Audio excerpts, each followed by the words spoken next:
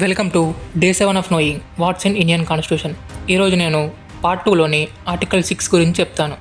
Article 6 ఏం చెప్తుందంటే, ఇండియాకి ఇండిపెండెన్స్ 1947లో వచ్చిన తర్వాత చాలామంది ప్రజలు ఇండియా నుండి పాకిస్తాన్కి, పాకిస్తాన్ నుండి ఇండియాకి మైగ్రేట్ అయ్యారు. ఎందుకంటే పార్టీషన్ వల్ల. ఇలా మైగ్రేట్ కావడం వల్ల చాలా ప్రాబ్లమ్స్ వచ్చాయి. ఎవరిని ఇండియన్ సిటిజన్స్ లాగా కన్సిడర్ చేయాలనో అర్థం కాలేదు. దీనికోసమే ఆర్టికల్ 6ని క్రియేట్ చేశారు. ఈ ఆర్టికల్ 6 ఏం చెప్తుందంటే, ఒక పర్సన్ పాకిస్తాన్ నుండి ఇండియాకి మైగ్రేట్ అయితే అతను ఇండియన్ సిటిజన్ అవుతాడు ఇఫ్ ఆ person parents or grandparents ఇండియాలో పుట్టి ఉంటే. సెకండ్, ఆ పర్సన్ ఇండియాకి 19th జూలై 1948కి ముందు ఇండియాకి మైగ్రేట్ అయితే.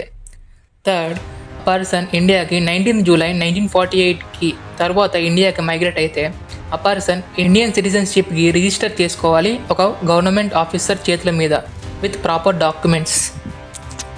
నేను ఎవ్రీడే ఇండియన్ కాన్స్టిట్యూషన్లోని ఒక ఆర్టికల్ గురించి చెప్తాను. అది మిస్ అవ్వద్దు అనుకుంటే సబ్స్క్రైబ్ చేయండి.